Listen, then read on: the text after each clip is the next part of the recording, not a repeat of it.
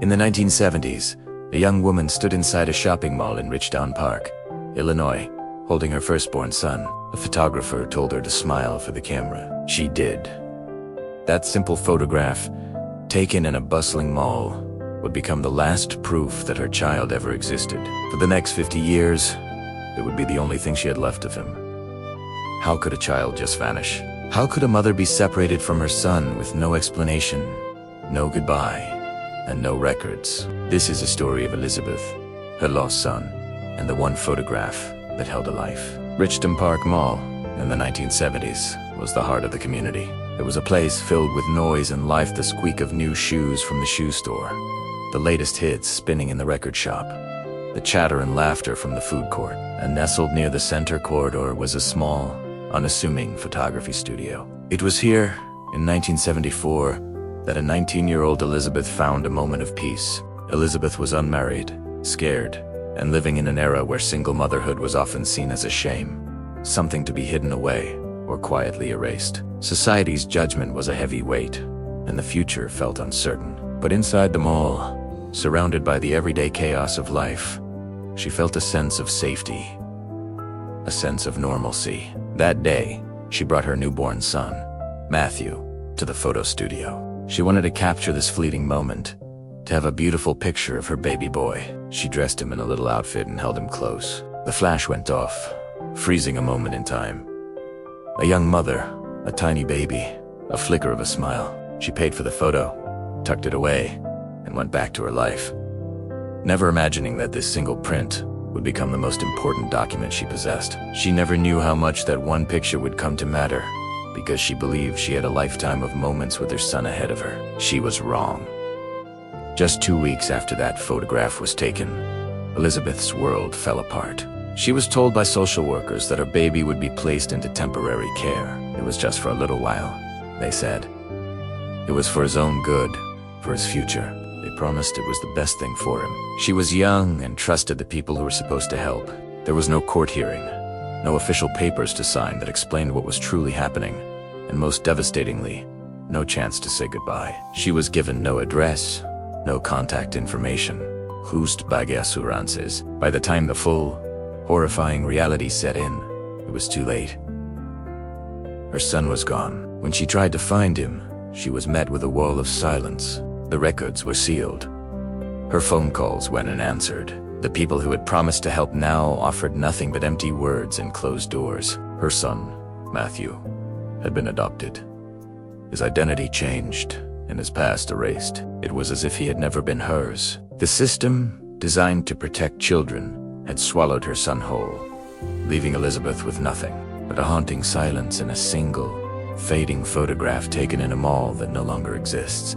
Life, as it does, moved on. Elizabeth met a kind man, fell in love, and got married. She built a home, filled with the laughter of new children, her sons and daughters who grew up knowing only the life she had created for them. She had a family, a career, a life rich with experiences and milestones. But time, for all its forward momentum, has a way of circling back. Every year, as the leaves turned and the air grew crisp, her thoughts would drift back to that small, bundled-up baby boy she had held so briefly. The thought was a persistent whisper. What if he's out there? What if he's looking for me to... She kept the photograph. It was her only tangible link to him, a fragile piece of paper that held the weight of a lifetime of questions. Over the years, she'd take it out, her fingers tracing the faded image of his face. The corners were soft, the paper creased from being folded and unfolded countless times.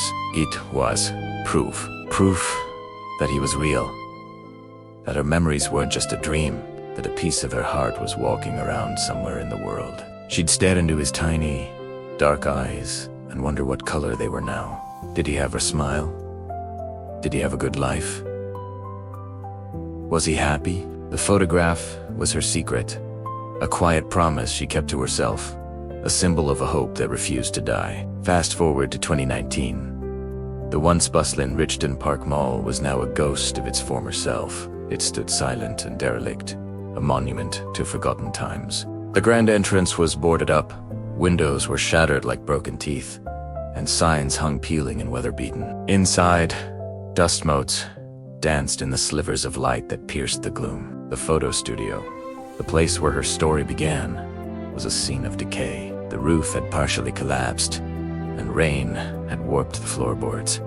The cheerful backdrops were now ripped and stained, faded memories of countless family portraits and smiling faces. One day, driven by an impulse she couldn't explain, Elizabeth returned. She navigated the debris, her footsteps echoing in the cavernous, empty space. She found the spot where the studio used to be, recognizing the faint pattern of the tiled floor. She stood right where the photographer's camera would have been a lifetime ago. The air was heavy, thick with the smell of damp and decay, and in that hollowed-out space, surrounded by the wreckage of the past, she closed her eyes. The sounds of the present faded away, replaced by the memory of a camera flash, a baby's cry, a hopeful heartbeat, and she whispered his name into the silence. A name that had lived in her heart for 45 years, sending it out into the void, hoping, praying, it would somehow find its way to him.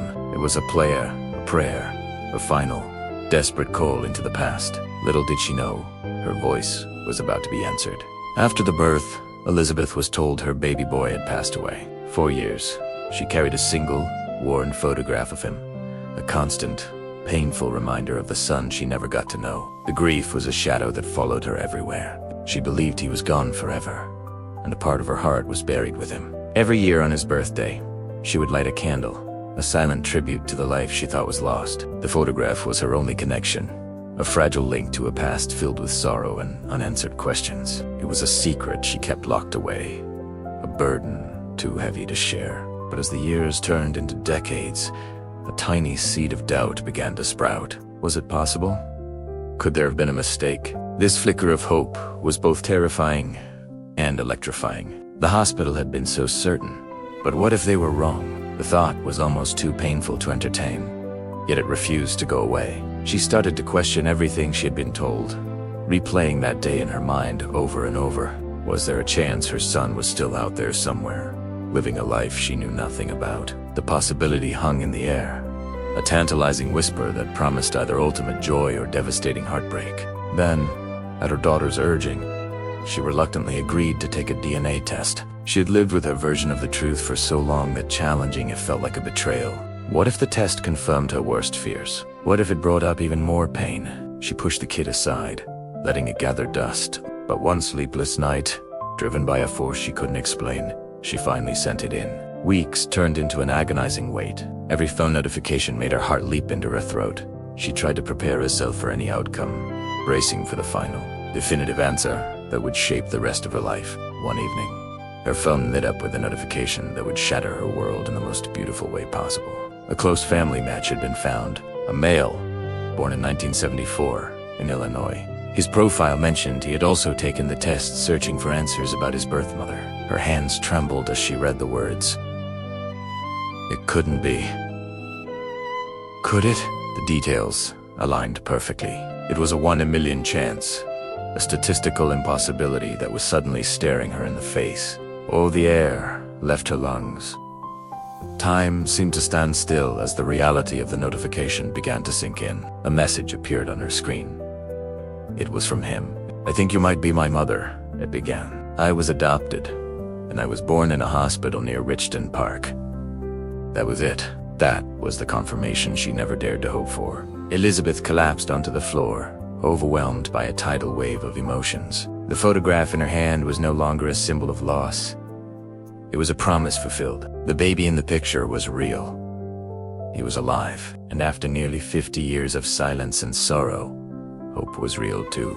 The son she had mourned for a lifetime was finally coming home. The year was 2024. They finally met. After all this time, all the searching, the dead ends, the moments of lost hope, they were face to face. You might imagine a scene like this happening in some grand, dramatic location, a bustling airport, a quiet park at sunset. But real life is often much stranger, much more unexpected. Their reunion didn't happen at the mall, the place that held all the secrets, the place that had haunted him for decades. No, they met in a quiet, unassuming coffee shop downtown, the kind of place you'd walk past 100 times without a second glance. It was a neutral ground, a blank slate for what was about to happen. Say walked in a little nervous, clutching a manila envelope. He was already there, sitting at a small table by the window, nursing a coffee he hadn't touched. He saw her, and he knew.